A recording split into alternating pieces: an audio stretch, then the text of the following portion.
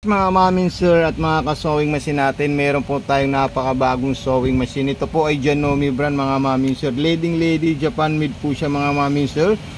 Opo, ito po yung brand natin at ito naman po yung model. Crown Lady 1001 po siya. 12 multiple stitches po siya. Button holder, 3 step na street sewing, zigzagger na 3 klase, garterized na 4 na klase mga mamin sir. So ito po yung button start natin. Pag gusto po natin papaandarin mga mamin sir, ayan, kikita nyo po siya, napaka smooth po. Grabe po yung smooth ng performance ng ating sewing machine.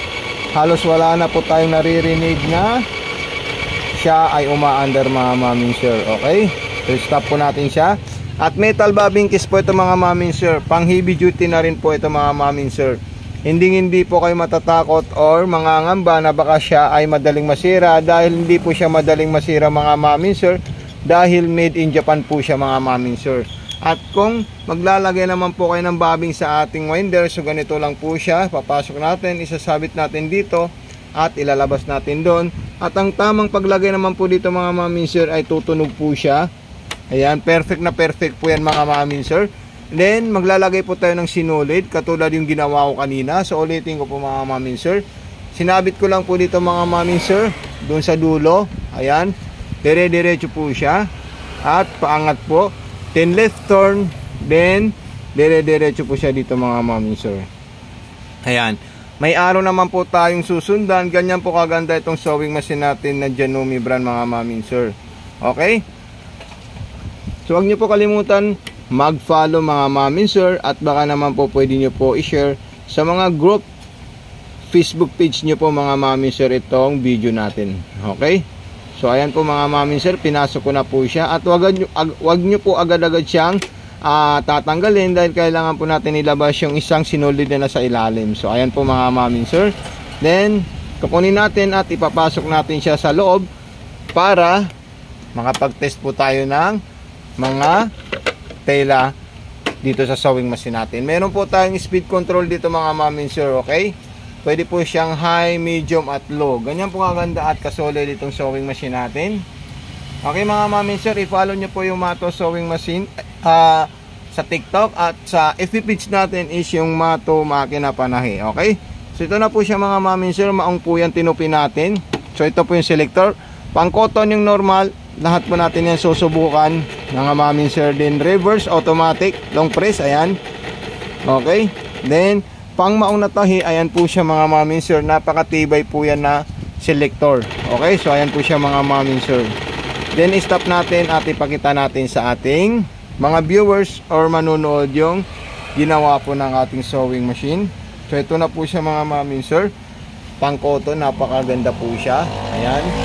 Then ito naman po yung sa ibabaw para sa pang maong. Okay, so ayan po, din kukuha po tayo ng zigzagger. May 3 klaseng zigzag, pang bartak ng pinakamalit na zigzagger po mga mamin sir.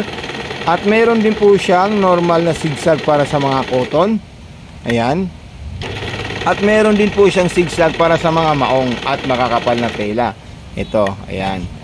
Yung garterized po niya is 4 na klase po siya mga mamin sir. Okay, ayan. Then makikita nyo po talaga na napakaganda po yung sewing machine natin. Okay, so ayan po siya mga mamin sir. Tanggalin natin then para po maipakita po natin sa inyo. Ayan, okay. So ito na po mga mamin sir, yung zigzag na malaki, then medium, then small.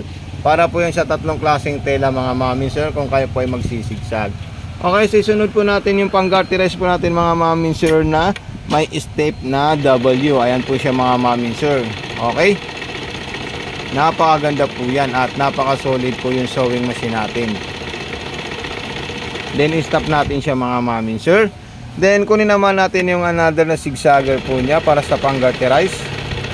Okay, ayan po siya mga mamin sir. Hindi lang yan, meron din po siyang B-shape na 2 klase. Ayan. At meron din po siyang pang wallis or pang button holder.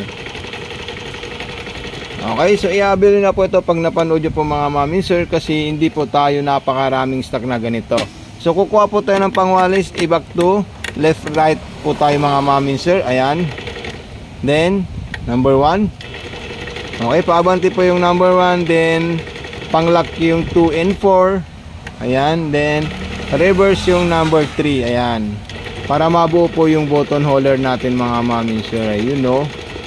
Okay, so ito na po siya mga mami sir. Bibiyakin po na lang natin siya sa ilalim, or ihiwain natin yan, or guguntingin natin yan para tapos na po yung button holder natin.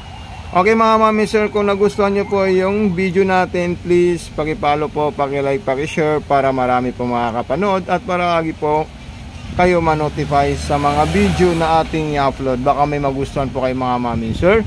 Okay, so meron po tayong TikTok account, Mato Sewing Machine, FB page, Mato Makina Panahe, Shopee, Mato Sewing Machine Store.